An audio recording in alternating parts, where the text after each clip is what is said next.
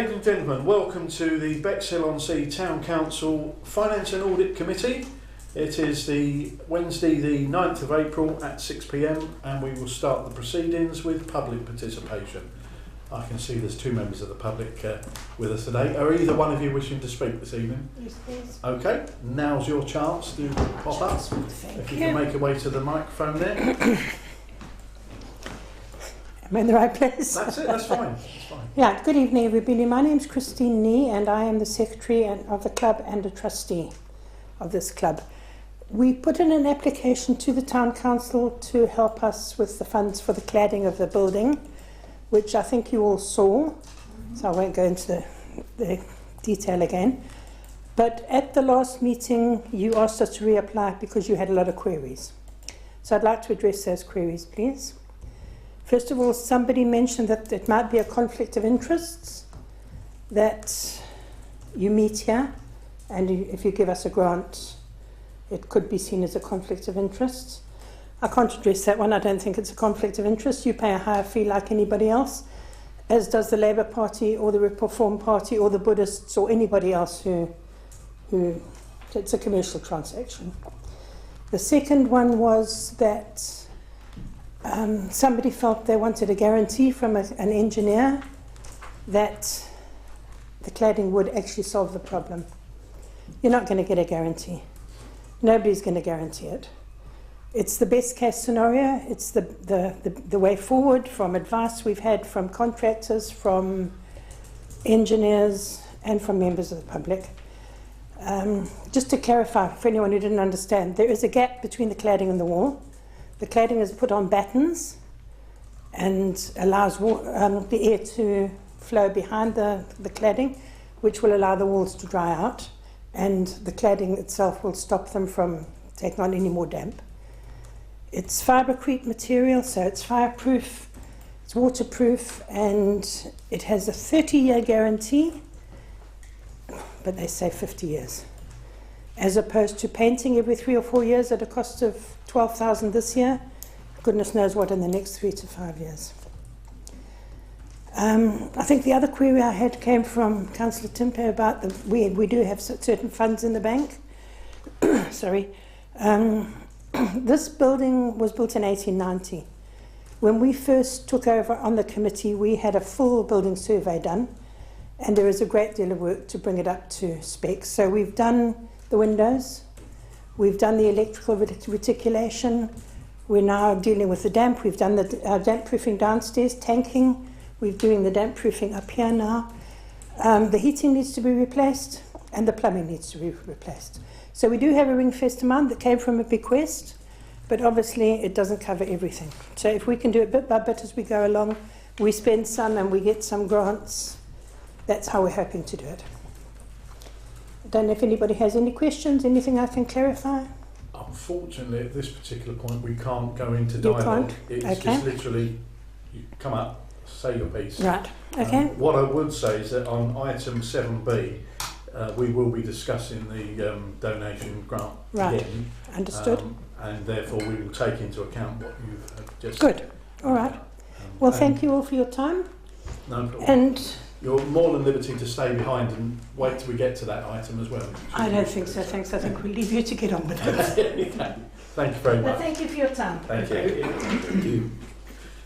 Okay, no other members of the public present, so we will move on to item 2, to receive apologies for absence.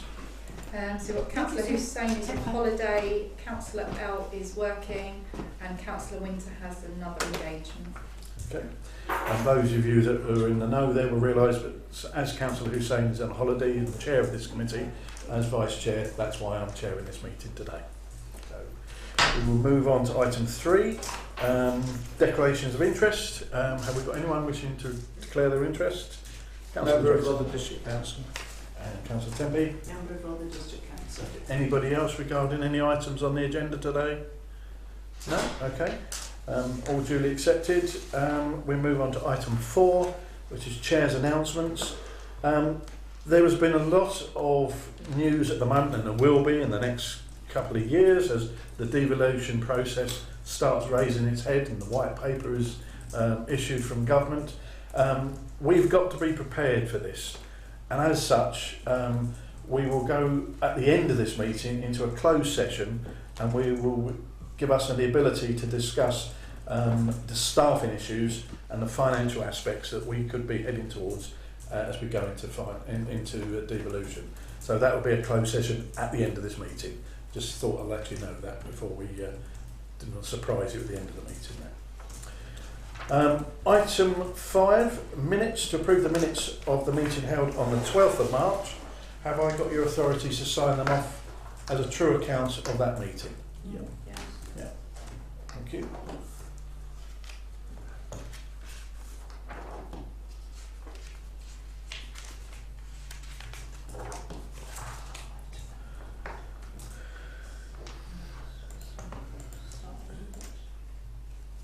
Are we 6 today? No, 9th. 9.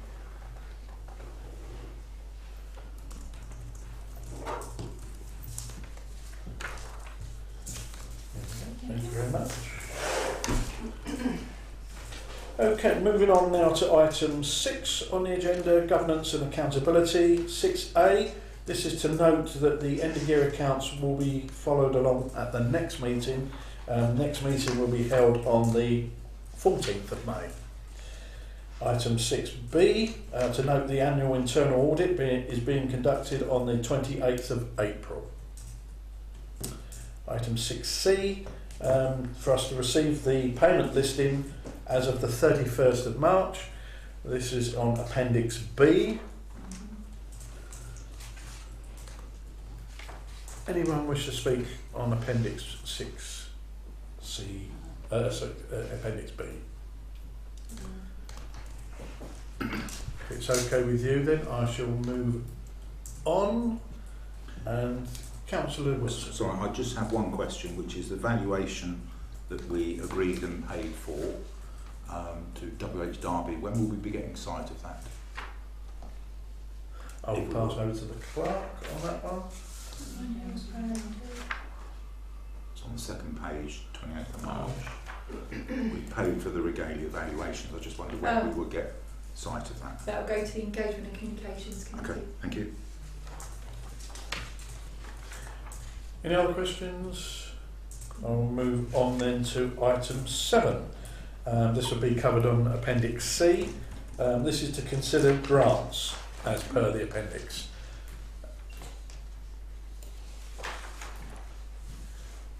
Any questions regarding that appendix there? We can see there's only one grant to consider on this particular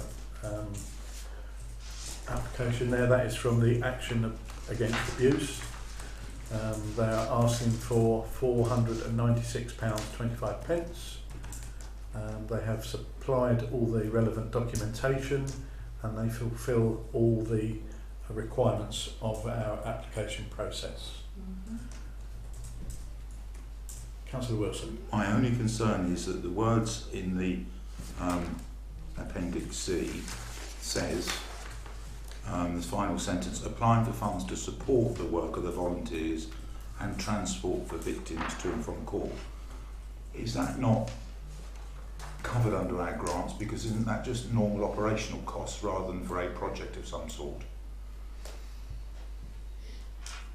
Because it's running their operation by taking people to and from. I'm a supporter of it, but I wonder whether in hindsight does it match, because normally it's for a capital project of some sort, but what they're asking for isn't a capital project, it's running costs.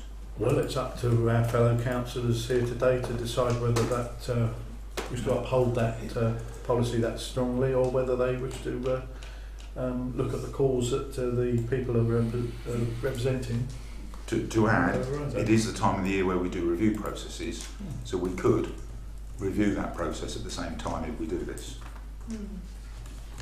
Because it's a very worthwhile cause, but it just worries me it's a general operational cost rather than very project. I take your point. I don't think we will actually go through the point of reviewing the actual process, because I don't think everyone's got the actual policy. No, not tonight, but it's that time of year. But we could raise it at that occasion. Anyone got any other points to raise on that? So sorry, Chair. Councillor Templey. Sorry, are we deferring this then till we change the policy, or are we? No, we haven't had a motion to do that at all. No. No, it's just Councillor Wilson's raised a concern regarding it. So Is it in what are our- we gonna do? Sorry, Chair, in our policy it does say that it's, I can't remember the exact words, but it's for a project rather than normal running costs, but this is a normal running cost as I read it. But Councillor I could be Dracy. wrong. I just totally agree with Councillor Wilson. It's a great cause, but if it's only running costs, we're going to be running operations throughout the town for people who've got a shortfall in money, rather than a specific project that's got a beginning and an end and a fixed cost. Yeah. Because I don't know, I've not seen, but I mean, how long is that supposed to cover for? Yeah, it's not a lot, is it? It's not a lot.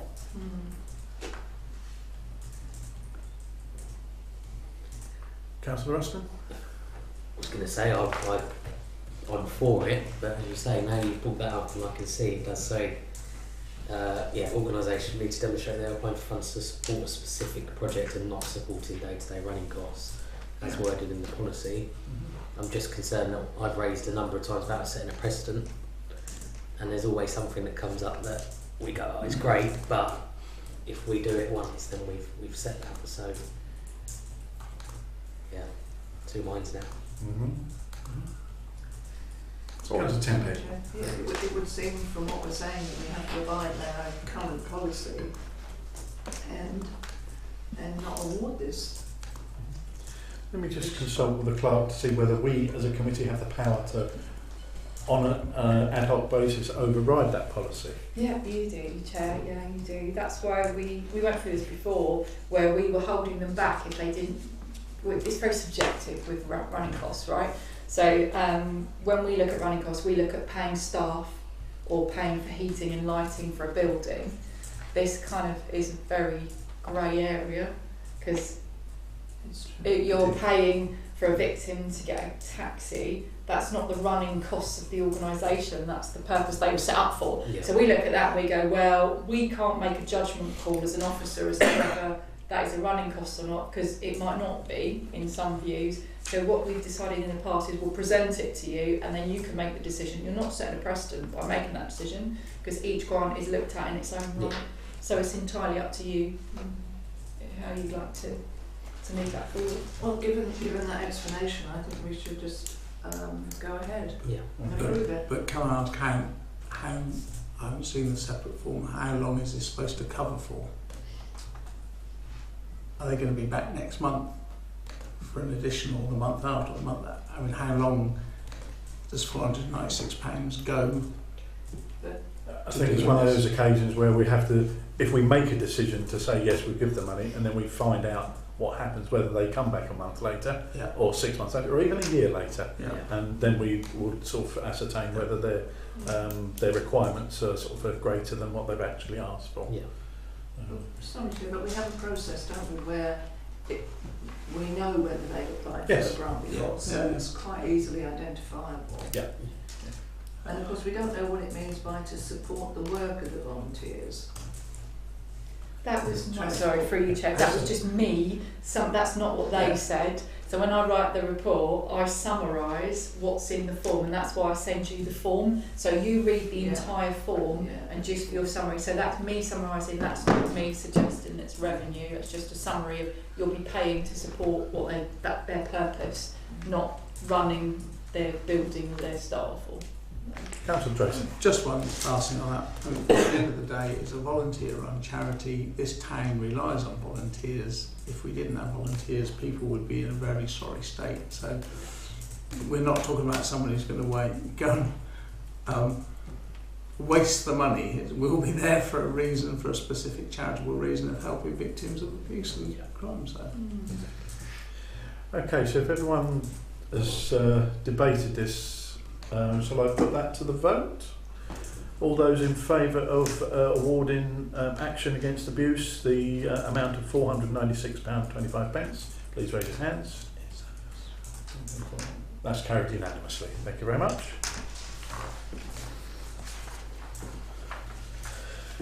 Okay, moving on to item 7B, This is to consider that the Bexhill Senior Citizens Club grant, following the supply of requested information, the amount they're requesting is £10,000. We heard the lady earlier on this afternoon go through the details that we raised at the last meeting.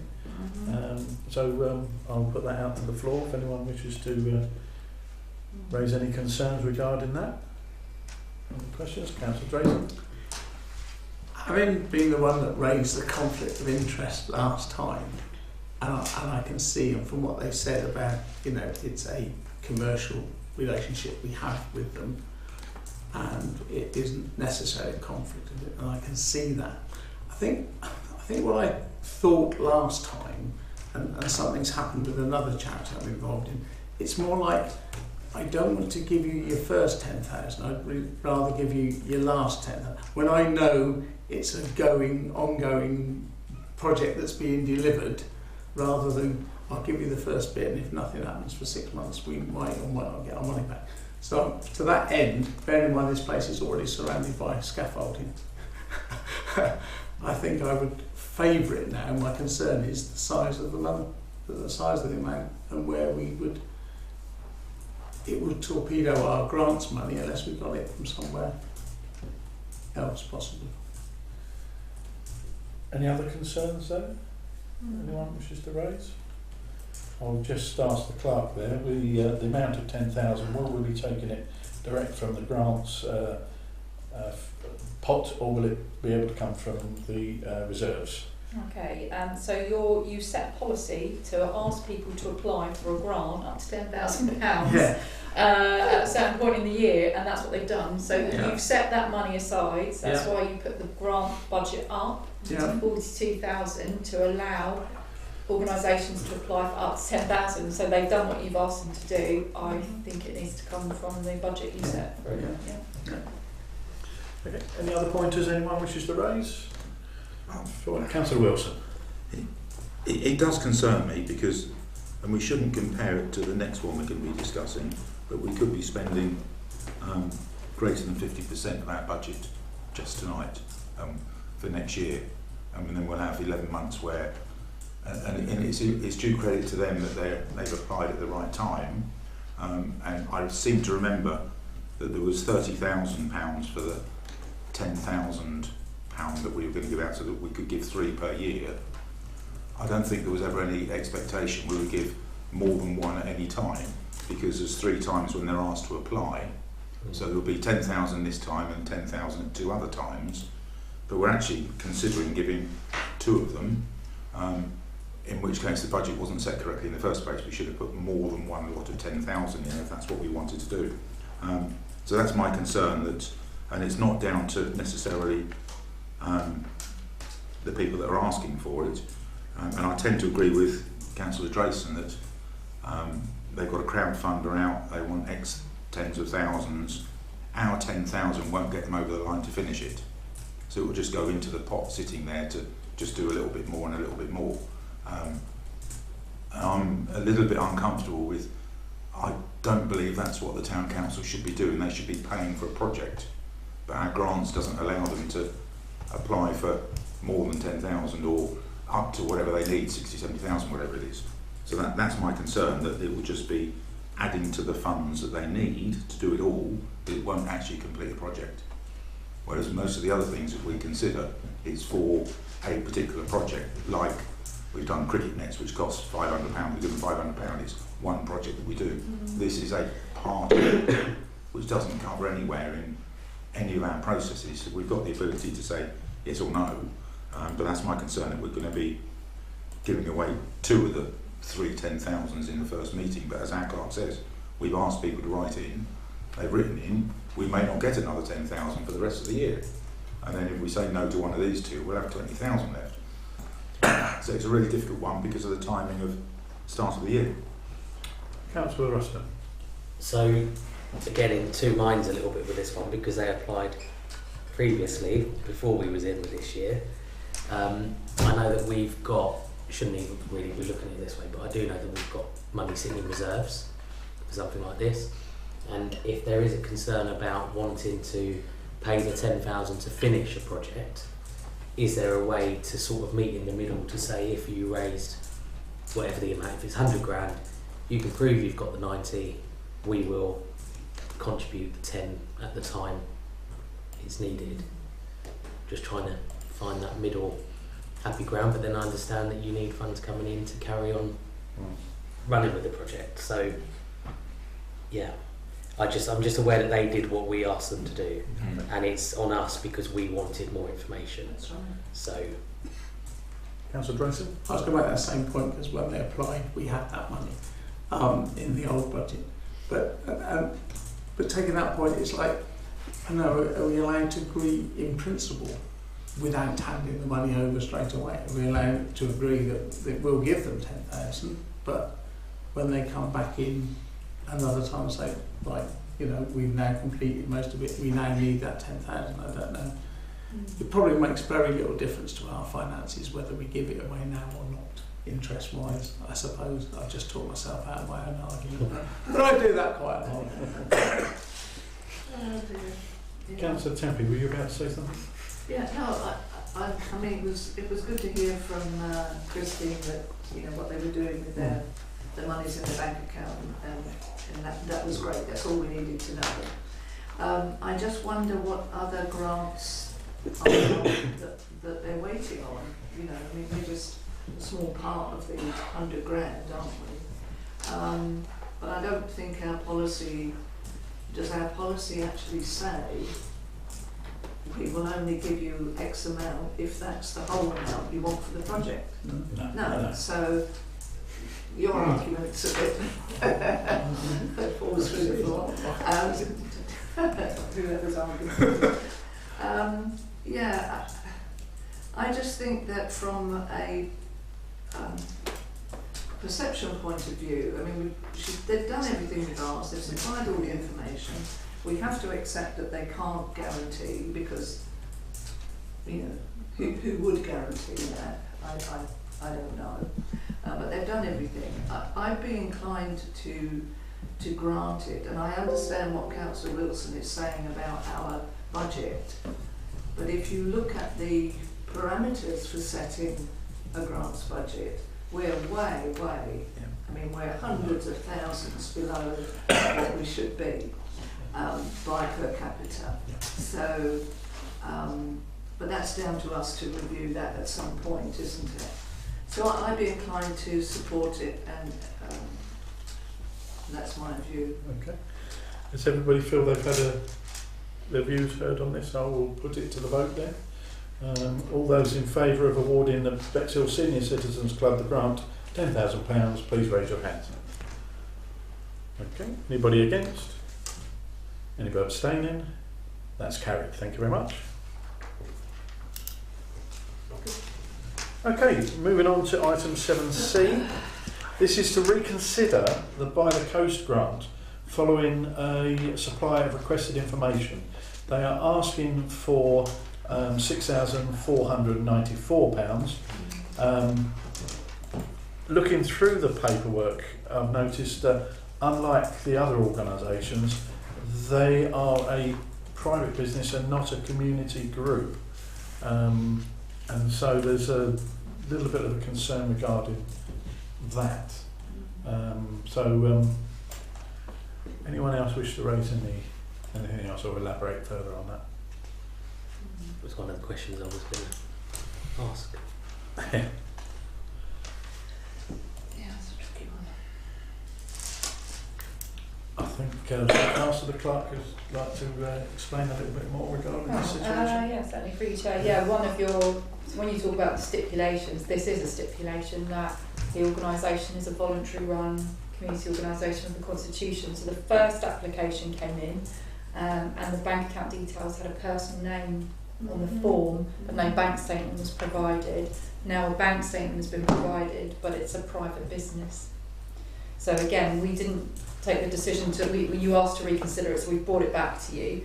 But actually, if you look at the policy, that does contravene the policy of your grants and donations, that they have to go to a community group or voluntary run or a charity. So Councillor Tempe. on those grounds then we can't really consider it, can we? Should be considered. Yeah. So I'll put that one to the vote unless anyone else wants to say anything regarding that. Councillor Wilson? Yeah, I'm just saying, I didn't realise until I really read it into detail that this person connected into Bexfest as well. And it's not clear from the bank statement who the limited company is that is involved in it. But it is a function that is operated on a free basis, and there are very, very few of those in Bexhill these days. And even the Party in the Park, people are going to have to pay for tickets this year. So nothing is free, and maybe this isn't sustainable if she's tried to do it as a free to attend activity. So that's my thought, that unfortunately people in Bexhill are going to have to come to terms with the fact if they want events on, they're going to have to put their hand in their pocket. It's not all about councils and other authorities giving money to people to support events. We do a lot of event support from the town council, and it's the times are changing, and I personally I don't feel I can support this, because it's not a not-for-profit organisation, but it's connected with Bexfest, which is a profitable organisation. It looks like she's making money at one, she's trying to do another one, and then wants us to pay for it. That's how it seems to me. I may be barking up the wrong tree, but when you look at the accounts, I don't know. Does anyone wish to speak further on this before I put it to the vote? Then I'll put it to the vote. Then all those in favour of giving the grant of £6,494 to By the Coast, please raise your hands. All those against? That's against unanimously. Thank you very much. Moving on to 7D, this is to consider funding the continuation of the Bexhill Music Festival for a 5-year period at a cost of £2,500. And just point out that this will not come out of the grants budget. This actual application will come out of the reserves. It's an ongoing cost that we're going to incur. Councillor Drayson. Just want to check, it's £2,500 per annum. Yes, I believe so. Was that yes? Yeah. Anyone wish to speak on this? Councillor Tempe? Thank you, Chair. Yeah, I'd like to support this because I think it's a really wonderful project that happens every year with some really good volunteers and an awful lot of work. And this will just go towards helping it continue. It would be awful if it suddenly disappeared as the only sort of major musical thing that's for the public over that month. So I'd like to support it. Yeah. Anybody else wish to speak? Councillor Wilson? I'm coming across as negative, but I'm really not. All these things are really great for Bexhill. Was it the Bexhill Festival of Music who asked for a 5-year plan? Because two other organisations that we have supported, we've agreed for a 3-year plan, and 5 years is a long way ahead. And is it possible that we could have the same criteria as what we've done with the two others, which is 18 hours and a carnival, and do it for 3 years? We could do. I don't know what effect that will have on us or them, to be honest with you, because we're talking about 2,500 out of our budget per year, and so I think it's just an administrative addition to it, really. If it's 3 or 5 years, it's really going to not make that much difference. Depends what everyone else thinks. Councillor Tempe. It would benefit, I would think, them if it was for 3 years, because within the 3 year, in the 4th year, costs may have gone up and they might come back and ask for more. So we have to think about that as well. The way things are going within the next 3 hours of things might get Anyone else wish to speak on this? Is that a motion you're putting forward? I would like to put the motion, with everything else coming down the track for consistency, that it be changed to a 3-year period. Okay then. I think Councillor Timp is quite right. they may be worse off because costs will increase, and I don't know how they can predict 5 years in advance it will still be 2,500. Second. Seconding for Councillor Tempe. I shall put that to the vote. All those in favour of altering this from 5 years to 3 years, please raise your hands. And that's carried. 4. Thank you very much. So now we come to the actual proposal then for 2,500 for a 3-year period. Does anyone want to talk further on this, or shall I put that straight to the vote? I will put that to the vote then for a 3-year period that we supply out of the reserves 2,500 for the Bexhill Festival of Music. All those in favour, please raise your hands. That's carried unanimously. Thank you very much. Okay, moving on to 7E.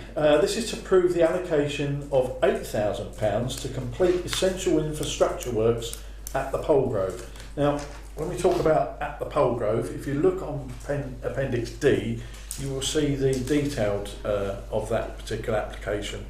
We're talking about the football pitch, cricket pitch, bowls pitch, and if you look at the recommendation on Appendix D,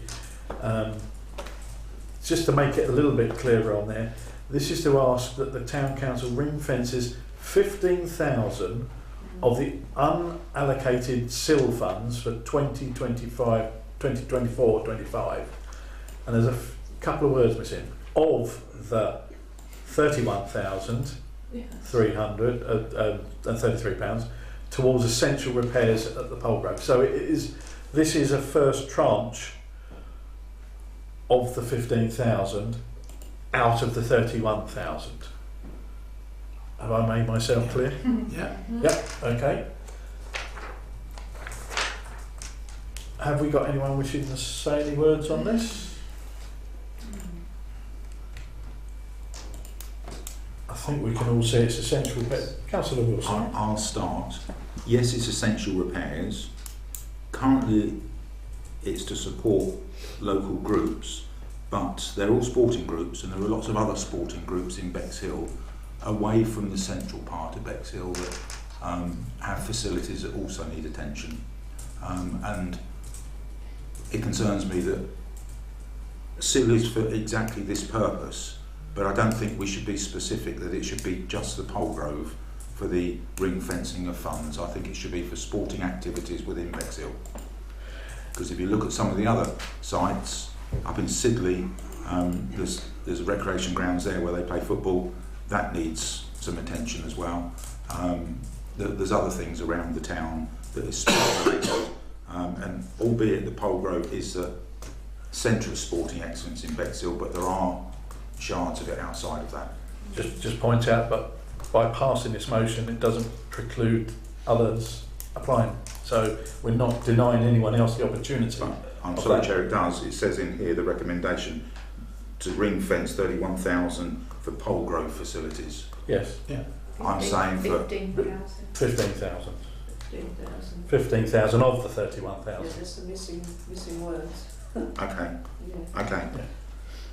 Councillor So Drayson. this is for 8,000, but we believe that there's another 7,000 coming down the tracks from the Polegrove. Okay. Councillor Drayson. I was going to say, I take Councillor Wilson's point, and that is definitely another, when it comes to us discussing SIL money and how we use it, and sporting is quite important in the town. As far as the Polegrove is concerned, I have to declare an interest that I'm interested in the football in Bexhill United more so than and bowls.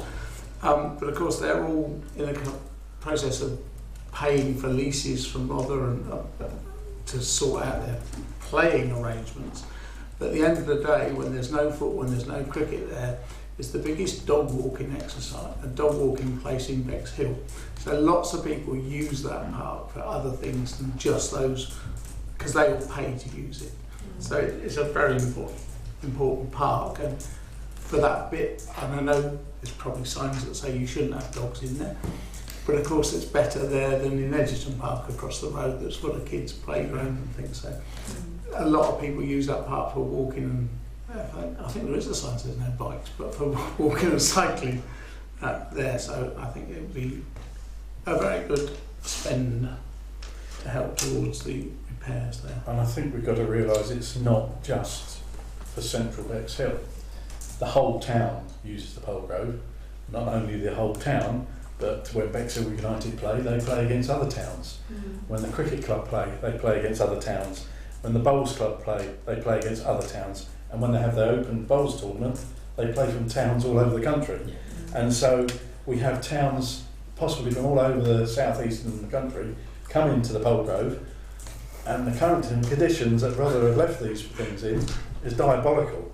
And so if we could help them out in any way to sort of uplift those conditions by this grant, I think it's a good call on us, to be honest with you. And it doesn't stop anyone from going for more. No, it doesn't. Next in the next budget. Doesn't at all. Councillor Wilson. Just to add substance to it, I'm placing my town board hat on. Last year we did a very emergency consultation with sporting clubs in Bexhill, and at a week's notice 42 clubs turned up at the Manor Barn.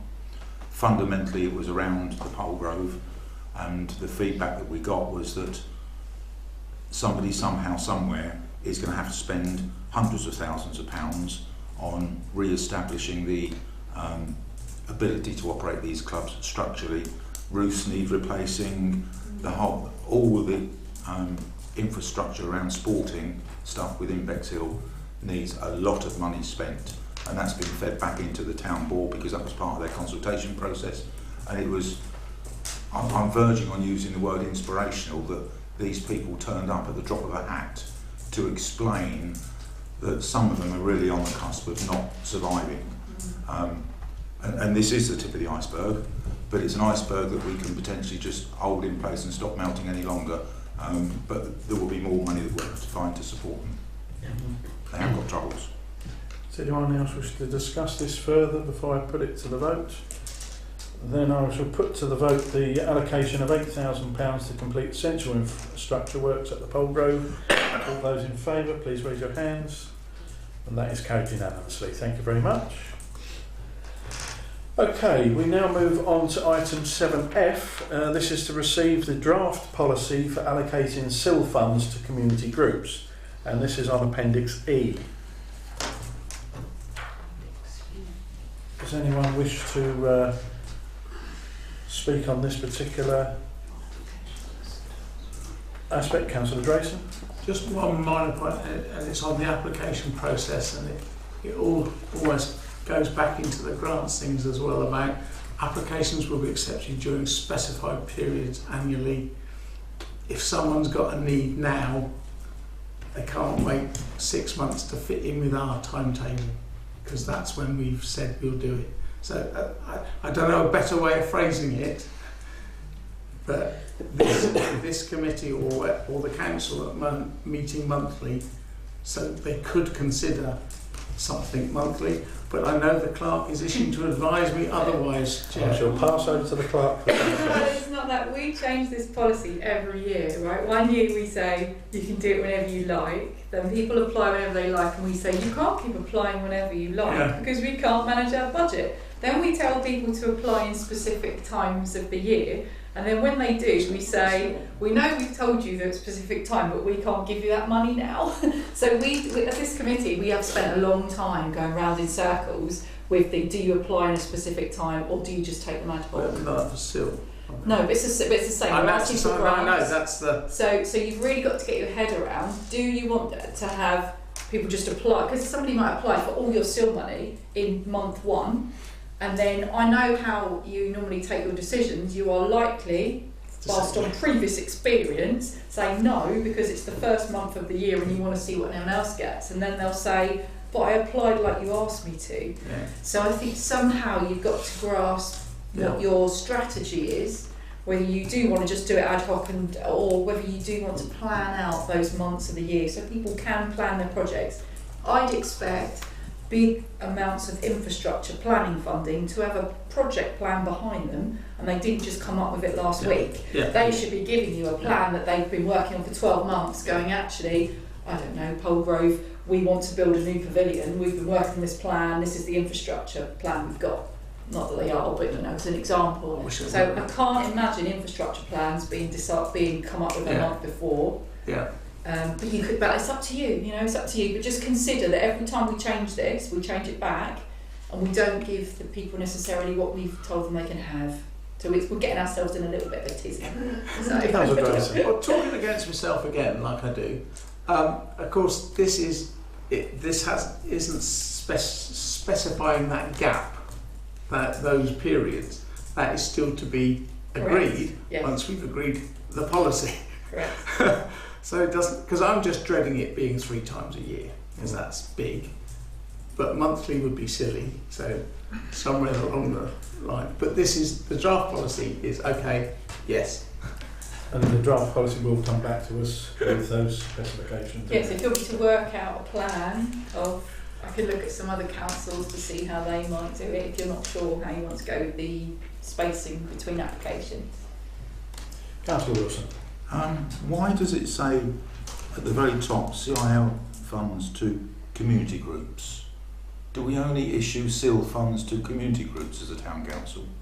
Because we've spent CIL funds on other things previously that aren't necessarily community groups. I just wonder why we're restricting it to having to be a community group. That's the motion that came out from this committee and was what the clerk worked on. Must be in the meeting. Is it okay? I'll reword it then. Is it right that it should it be just for community groups? Well, now is that restrictive? Because this is a draft, so it's the first policy we've had. Otherwise, it would be a draft. Councillor Weston? Is there a way we could? So just thinking about when you apply for CIL funds, it's not something where you go, oh, we're going to do that next week. You know that you're going to want to do that 12 months, however, in advance. Is it possible that we could look at that line where it says the allocation of CIL funds, but stop it, but then maybe look at a priority given when any come in, whether or not we prefer to grant to a community group or another setup? So in a preferential way, that just like we do with the grants, where if you've applied for a grant before, not saying that we wouldn't look at it, but we would try and prioritise those that haven't received any money. Do we want to prioritise giving CIL funds to community groups or not? Because it's hard to say without knowing what work's going to be done and who's going to be able to deliver that stuff, isn't it? What I could suggest is that we ask the clerk, while she's looking at the procedure of the calendarisation of this, to also look at the what other councillors are doing for their application of CIL money, and whether there could be 2 routes to go down. There could be community groups and there could be other private entities, and there could be 2 separate policies going through. So whether the clerk could do some work on this policy to actually see whether we do need to specify any other organisation other than community groups. Yeah, sure. The motion was to community groups, so that was the original decision. Yeah. So are you saying that you want me to update the policy to include a section where you can give it to a private business? Yeah? Can I ask, is that something that you've worked on previously, or just Personally, well, the councils I've been involved in haven't given anything to private businesses because of that. I know it's not public money; it's developer money. Yeah. So we do need to, we don't have to be as stringent as we are.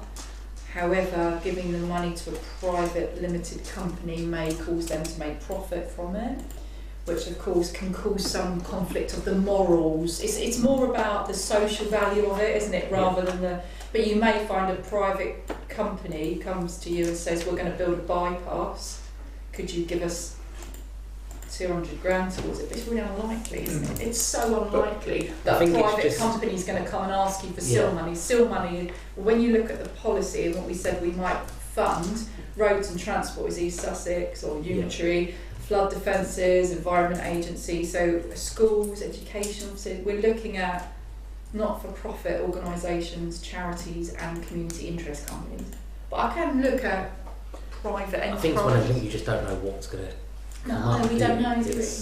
it's a policy that's got to come back to us Yeah. once the calendarisation issue's Let me sorted look out. into it. And so if there's something else that can be added to it, I'm sure the clerk would advise us. Yeah, let me look into it. Let me look into it. Councillor Drayton. Because while the clerk quite rightly says private companies not going to come to us and ask for £200,000 to build a bypass towards a bypass, but then nor is a community group going to come to us and say, can I have £10,000 for a new footpath? No.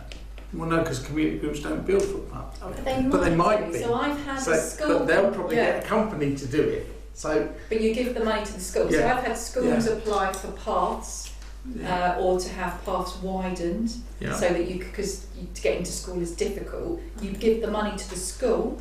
And we've done it with Pepsham Community Centre. They said they wanted some toilets built, which is for a private contractor, but it's the community centre that's paying for it. So we gave the money to Pepsham Community Association, then they go off, get their tenders, and they get the toilets done. So I think what you're trying to do is give the money to an organisation that will improve the infrastructure. I don't think you'll ever get a situation where a company's going to do that, but you never know. You know, these things happen, don't they? Where I was coming from is we're meant to be getting 2 doctors' surgeries in Bexhill, one at Walsh and one at Barnhorn, and that's just to build it. There may be some extra facilities, infrastructurally wise, like some benches and stuff like that, which the NHS might want support on, and that's a company which wouldn't fall into this because it wouldn't be called a community group. It just concerns me we're being restrictive around infrastructure within our town, because there's not just community groups that might want something. I think the NHS is probably the ultimate community group. Isn't it not for, is it not for profit? Yeah. It's not, we've got not-for-profit organisations, charities and or community interest companies. That's the CIO, CIC. But it doesn't say that in the heading, it just says community groups. Maybe that's just me. It's just the Groups. title. Sorry, Chair. Councillor Tempe. I think if we go back to Councillor Ruston's suggestion of you simply say this is a policy for allocation of still funds. End of. Because otherwise you are actually zeroing in on a specific sector of the community. Because this is really about how we are going to allocate the funds, isn't it? And how we do it is what this policy should be about, Yeah. rather than who we're going to give it to. I'll pass it to the clerk to Yeah, advise a bit. this is why it's getting confusing. This policy is who you're going to. So you, as a town council, because it was a motion put forward. So what happens is the town council gets given the SIL money from the developer, and you decide what happens to it. I'm just trying to get to the background of it. So you decide what happens to it. What this committee said is that they want to then, rather than decide what happens to the money, they want to give an opportunity for community groups to apply to the SIL fund to get access to the money themselves, rather than the town council do projects. So we got here because a motion was put forward by somebody to say, can we set up a policy so if a community group wants to apply for SIL funding to do a project, they've got a set of criteria that they can look at and go, oh, we want to build a play area over there, why don't we ask Bexhill-on-Sea Town Council if we can use the SIL funding to do it? I think we're getting into quite a lot of detail. The top level on this is you wanted a policy to allow community groups to apply for your SIL money. While we are still allocating the bulk of it. It's To your the money. council, Yes, because yes. it's our money. So this was a way to allow somebody else To to, get say, some. can I have some please? Exactly, yeah. Exactly. Yeah, don't get lost in the SIL, overarching SIL. This was a specific motion to allow a community group to get to some money. Because if if a developer wanted to come and build £200,000 on his bypass, he'd come to the council and say, can I have £200,000? He wouldn't be coming under this policy, he'd be coming to the council for money out of the SIL funds. Yeah. I'm confused. Oh no, that's If everybody, Councillor Wilson. I'm sorry, I've had a long day. I'm confused. So we have a policy now for funds to community groups, but we don't have a policy to funds to anyone else. We just have one policy, it's only for community groups. But yet in here it says about medical facilities. Well, that wouldn't be a community group if you've got medical facilities, that would be coming somewhere else. I just think we should delete funds to the community group. It's allocation of SIL funds, and this gives a guidance as to what people have to go through. I don't think it should be restrictive, albeit a motion was passed, but then you're removing anything else unless it's a community group. But that is just my opinion. Who was first? Councillor Grayson. But is there somewhere, if not there should be, a policy for how we're spending our SIL Correct. money anyway? Correct. That's the overarching Yeah. policy. That's the policy. Right. And within under that policy, we've said community groups need to get a look in to be able to ask us for some. Yes. So this is feeding into pathway. the overarching Yeah, so policy it's the of sub- spending it's the SIL. subtext, yeah. Yeah. I Councillor was going to Grayson. say, yeah, it slowed my understanding there, but using Peppersham again as an example, they applied, asked for a load of money, felt it was best to come from SIL because of the money that was awarded 4 weeks before that. And it was a bit of a light bulb moment for us that we're holding money that people could be using, but as community groups and mainly volunteers, they need a bit of a framework to work from, to apply and get an understanding of it. So thank you for clearing that up. Yeah. I So am this is just here. for community groups. Everything else is something else. Yeah. My fault. I will put that to the vote unless anyone else wishes to say anything else on this subject. So, all those in favour of receiving the draft policy for allocating SIL funds, bearing in mind the calendarisation will be coming along afterwards. All those in favour, please raise your hands. Okay. All those against? All those abstaining? And that is carried. Thank you very much. Right, moving on to item 8, Town Council Hub. This is the monthly report on the actions at the Town Hub there. Has anyone got any questions they wish to raise or any pointers they want to note? No? We then will move on then. And this is to move on to item 9, recommendations from committees. There have been no recommendations to put forward to us. Swiftly on to item 10, motions from councillors. There have been no motions put forward. And then we go on to correspondence and matters for information. I have received no correspondence or matters for information. And so we end up item 12, questions from councillors for future agenda items. Does anyone wish to raise anything for a future agenda item? No? Councillor Wilson? At which council meeting on finance and audit is it agreed where the allocated funds are double checked and the balances go into reserves? Because I thought that was done at year end, and this is the first finance meeting since year end. So is that on the next finance and audit meeting, and if not, will it be? Do you want an answer to that at the next meeting, or is there a way The of answer getting a will swift be if reply? it is or isn't on the next agenda. Because I'm sure there's a time at the end of the financial year where this committee sits down and says, well, that underspend goes into reserves, that if there's an overspend it's already come out of reserves, so how does, and it's difficult to see because as we've known earlier, accounts to follow at the next meeting, and maybe the answer is it will be on the agenda at the next one, but so my question is, will it be on the agenda, and if not, should it be? Right. Somehow in a question. You'll find that on the agenda of the next meeting. So that's the answer to the question. It is. So, has anyone got any other questions? No? Okay, then we'll look at the other item 12C to consider any new risks for future mitigation. Councillor Drayson. I suspect the session after the public session might identify some. So we've got to be able to go back to put some in possibly from the after session. Maybe. Any other items on there? Then we go to the point out the overall review of the annual internal control tasks for the council, all listed in there across the course of the year, all duly noted on every agenda.